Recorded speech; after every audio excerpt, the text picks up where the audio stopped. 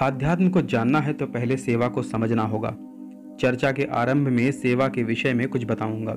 सेवा शब्द का मूल तात्पर्य है मनुष्य के लिए कल्याण मूलक कुछ कार्य करना। व्यवसायिक क्षेत्र में सेवा कहने से जो समझा जाता है, योग के क्षेत्र में सेवा का अर्थ वह नहीं है।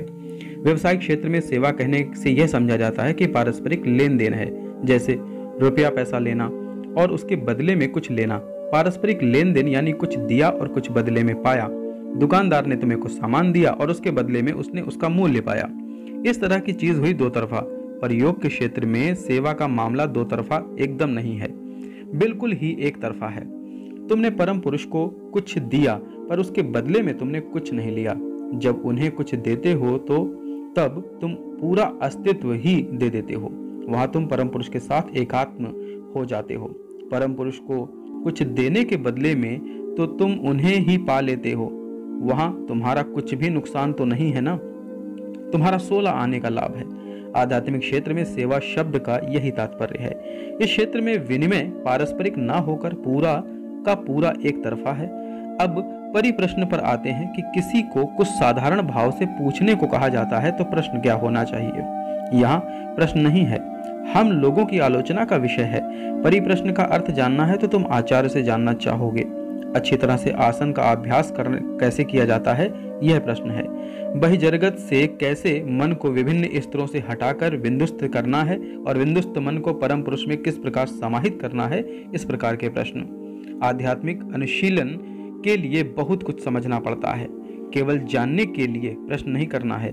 साधना जगत में प्रत्यक्ष अनुशीलन के लिए ज्ञातव्य सब कुछ जानना पड़ता है। जब कोई अच्छे ज्ञानी या प्रशिक्षक से कुछ करने के लिए जान लिया जाता है तो उसे जाने गए विषय को वास्तव जीवन में अनुशीलन के माध्यम से उतारने का प्रयास किया जाता है। अर्थात जब हम अपने गुरु से कुछ सीखते हैं तो उसे हमें आत्मसात करने की भी विशेष आवश्यकता होती है। उस विशेष प्रकार के प्रश्न को परिप्रश्न कहा जाता है।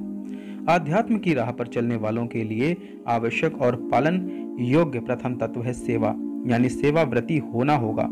थोड़ी देर पहले ही मैंने कहा था कि सेवा है संपूर्ण रूप से एक तरफा। दूसरा तत्व यह है कि साधक कभी निरर्थक प्रश्न कर अपना मूल्यवान समय नष्ट नहीं करता, इसलिए साधक प्रश्न नहीं परिप्रश्न करेगा। वह उपयुक्त पात्र के पास जाकर जानने योग्य प्रश्न करेगा, जानकारी प्राप्त कर उसका जीवन में अनुशीलन करेगा। तृतीय तत्व है प्रणिपात्र। इसका अर्थ हुआ कि परम पुरुष के श्री चरणों में संपूर्ण आत्मसमर्पण। अब प्रश्न हुआ कि मनुष्य यह कैसे करेगा?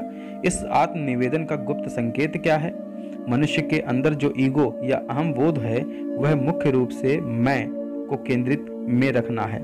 तुम लोग जानते हो कि मनुष्य जब बहुत कुछ जान लेता है तो बहुत धन संपत्ति का उपार्जन कर लेता है, तब वह गर्व या दंभ से फूल जाता है। आत्मसमर्पण तो दूर की बात है, वह समय यदि उसके सामने कोई युक्ति आदर्श की बात भी की जाए तो वह अपने उसे मानने से अस्वीकार कर देता है। इसलिए अपना अहंग बोध छोड़कर परम पुरुष के प्रति आत्मसमर्पण दिखाना होगा, तभी वह आध्यात्मिक प्रगति कर सकता है।